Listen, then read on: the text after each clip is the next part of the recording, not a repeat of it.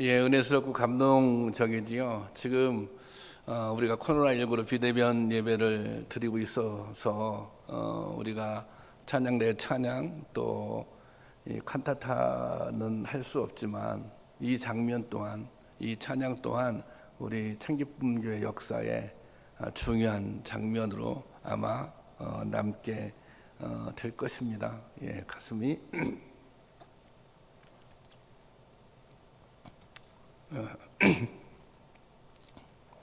빨리 대면 예배 드려야 되는데 그죠? 예. 메리 크리스마스. 예, 여러분 다 인사를 나누시죠? 또 이제 가족들과도 함께 인사를 나누시기 바랍니다. 우리 영아부, 유치부, 또 아동부 친구들 또 메리 크리스마스. 그리고 우리 중고등부 친구들 또 성도님들 메리 크리스마스입니다. 오늘은 예수님께서 우리에게 오신 기쁜 날입니다. 모든 참 기쁨 가족들 위해 기쁨이 가득하기를 축원합니다.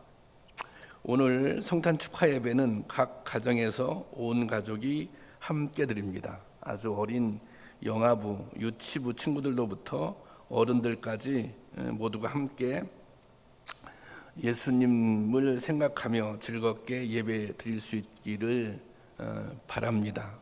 예, 설교는 짧게 하려고 그렇게 준비를 했습니다. 집중해서 예배 참여할 수 있기를 바랍니다. 저는 올해로 30년째 목회를 하고 있습니다. 그런데 이렇게 조용한 성탄절은 처음인 것 같습니다. 어젯밤에 혜원이의 부탁으로 영아부 아이들 성탄 선물을 이제 몇 가정 전해달라고 그래서 전해 주러 갔었거든요. 그런데 정말 거리가 한산하고 조용하더라고요. 이제 선물을 가지고 가서 지금 이 비대면 상황이니까 그 문고리에 선물을 이렇게 걸어주고 이제 왔거든요. 그런데 정말 제가 산타가 된 그런 기분이 들었습니다. 한번 사진 한번 볼까요? 어떻게 했는지. 예. 지금 이제 각 부서들이 이제 저렇게 했는데요. 저렇게 이제 문고리에 걸어놓기도 하고 또 이건 제가 한 거고요. 이거는 중등부, 중고등부에서 한 거고요. 유치부에서 한 거고. 사실은 이제 각 부서들이 저렇게 다 이제 그 선물을 준비해서 이제 전달을 했습니다. 제가 시골에서 목회할 때는 새벽송이라는 것이 있었습니다. 여기 있는 또 이제 그 영상을 통해서 예배드리고 있는 이제 연세드신 성도님들은 다 그런 새벽송에 대한 추억이 있을 것입니다. 성탄절 전날 밤에 교회에 모여서 뭐 다양한 프로그램을 합니다. 축하 잔치를 하고 이제 그때 제가 어렸을 때 또 제가 처음에 목회할 때는 거의 교회에서 밤을 새우다시피 했습니다. 그래서 이제 새벽이 되면은 새벽송을 도는 것이죠. 만약에 그 오늘 새벽에 이 동네에서 그랬다가 아마 이제 그 사람들이 경찰에 신고할 거예요. 그리고 지금은 코로나 때문에 그렇게 해서는 안 되는 일이지만 그때는 정말 새벽송이 즐거운 일이었습니다. 동네 사람들이 다 이해를 하고 오히려 기다리는 분들도 많았습니다. 집 앞에 찬송을 부르면 과자나 또 간식을 준비해 주시곤 했는데 그 간식을 모으는 재미가 아주 컸습니다. 이 새벽송은 한 200년 전쯤에 영국에서 시작되었다고 하는데요. 사실 새벽송은 2020년 전에 시작되었습니다. 오늘은 그 첫 새벽송 이야기를 같이 나누어 보도록 하겠습니다. 이 이야기는 2000년 전에 먼저 이스라엘의 베들레헴이라고 하는 곳에서 일어난 이야기입니다. 어느 날 밤 목자들이 들판에서 양을 돌보고 있는데 어디선가 신비한 찬송 소리가 들리더니 천사들이 나타났습니다. 신비한 찬송 소리와 함께 천사들이 등장합니다. 이 천사들은 목자들에게 아주 놀라운 소식을 전해줍니다. 하나님의 아들이 이 세상에 태어나셨다는 것입니다. 하나님의 아들이 이 세상에 태어났다. 당신들이 그렇게 기다리던 이 세상을 구원하실 메시아가 태어났다. 이런 소식을 전해 주는 것입니다. 사실 하나님의 아들이면 엄청나게 높고 고귀하신 분이 태어난 것입니다. 하나님은 왕 중에 왕이시니까 우리가 생각할 때 왕의 아들이라면 어떤 모습이라고 생각하십니까? 아마도 좋은 집, 좋은 옷, 좋은 차, 예쁜 아기 침대를 생각할 것입니다. 그런데 하나님의 아들이 태어났는데 그분은 아주 이상한 곳에서 태어난 것입니다. 천사들은 목자들에게 이렇게 알려줍니다. 12절 말씀인데요. 강보에 쌓여 구유에 누워 있는 아기를 보라. 아기가 강보에 쌓여 있고 또 아기가 어디에 누워 있어요? 구유에 누워 있다는 것입니다. 강보는 커다란 보자기 같은 것을 말하는데 이스라엘 사람들은 이런 보자기를 담요처럼 사용하기도 하고 또 겉옷처럼 두르기도 했습니다. 갓 태어난 아기를 이런 낡은 천으로 감싼 것입니다. 그리고 이 아기가 어디에 누워 있어요? 어디에 누웠어요? 구유에 누웠다는 것입니다. 구유는 말이나 소가 여물을 먹을 수 있도록 담아서 주는 먹이통입니다.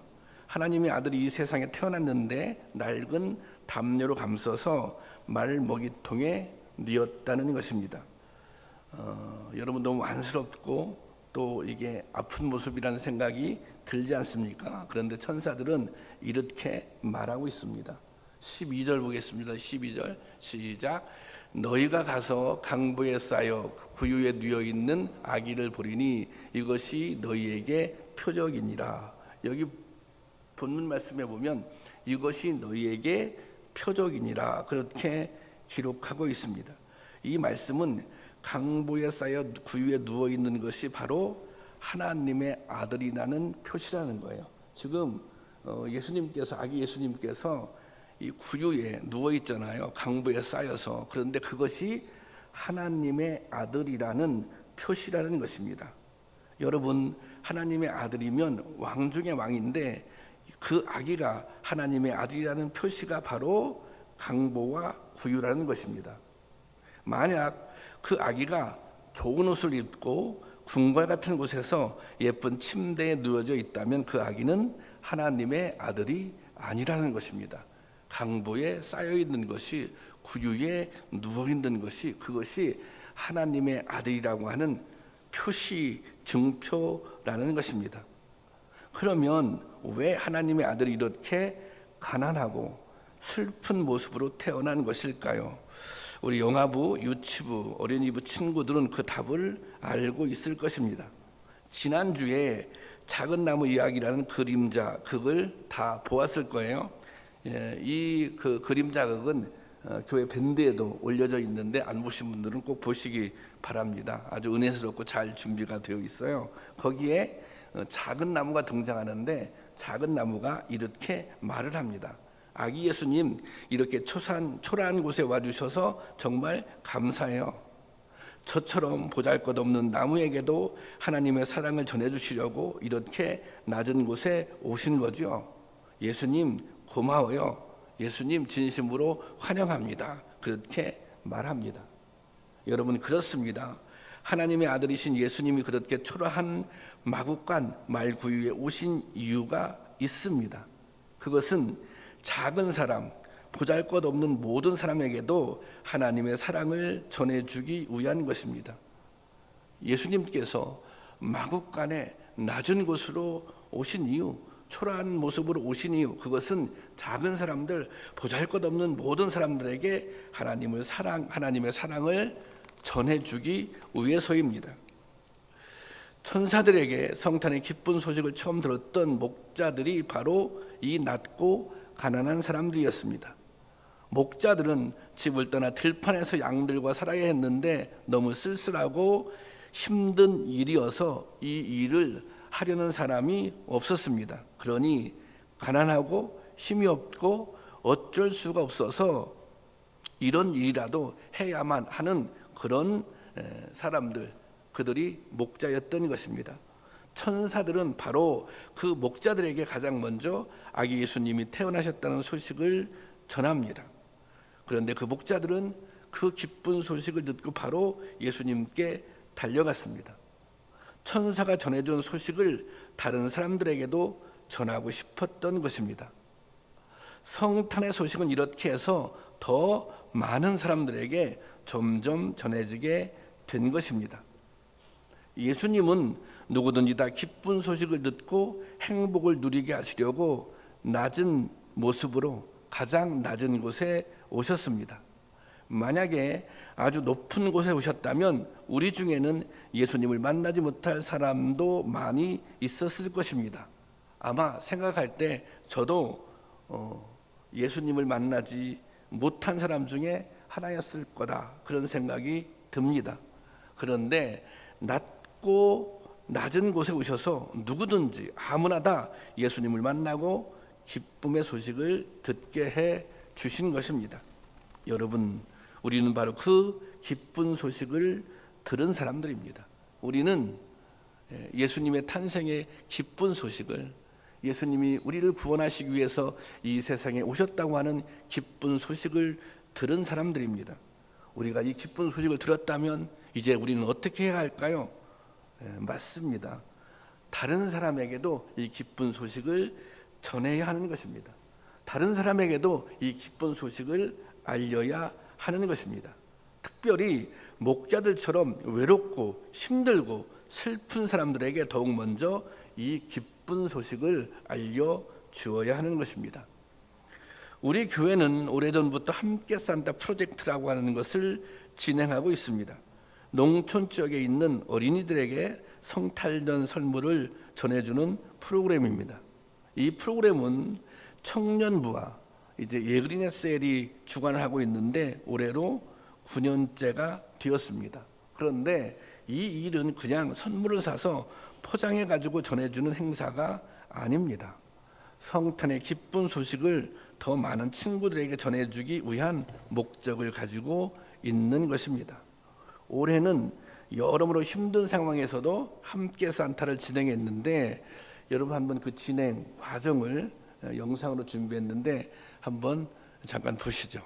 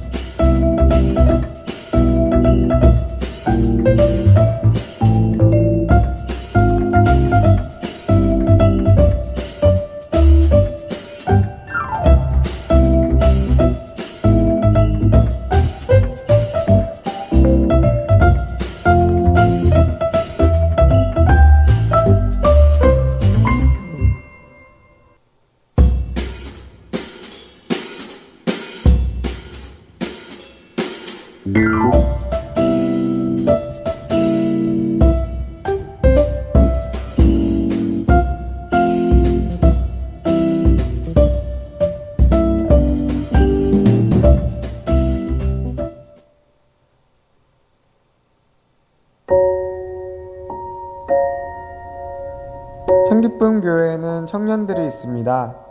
청년들이 모인 작은 청년교회 스티그마가 있습니다. 지난 11월 말부터 스티그마 청년부는 함께 산타 준비에 들어갔습니다. 코로나로 인해 힘든 지금 예수님이 가르쳐주신 사랑을 실천하기 위해 아무리 어려워도 함께 산타를 포기하지 말자고 모두 마음을 모았습니다. 함께 산타 프로젝트는 올해로 9번째가 되었습니다. 처음에는 청년들이 시작했지만 네그리나셀과 함께하여 더욱 힘을 내게 되었습니다. 함께 산타는 단순히 농촌교회 어린이들에게 물건을 포장하여 전해주는 연례 행사가 아닙니다. 마음을 전달하는 것, 예수님이 이 땅에 오신 가장 큰 기쁨의 날에 그 기쁨의 실체를 나누고 맛보게 해주는 것이 목적입니다. 올해는 150여 개의 선물을 준비했습니다. 우리 참기쁨교회가 협력하는 농촌교회는 11개 교회입니다. 몇 년 전부터는 농촌에서 헌신하시는 사모님들께도 작은 선물을 준비해드리고 있습니다. 이 선물이 전해질 때 저희의 마음도 전해졌는지 교회마다 감사의 인사를 전해오셨습니다. 이제 저희는 모든 참기쁨 가족들의 마음을 모아서 2020년 함께 산타 프로젝트를 완성했습니다. 어둠이 가장 깊은 그때, 가장 매서운 추위가 몰아치는 그때야말로 가장 뜨겁게 사랑할 수 있는 때임을 보여주신 모든 참기쁨 가족분들께 감사드립니다. 더 성장하고 성숙하는 스티그마 청년부를 위해 기도해 주십시오.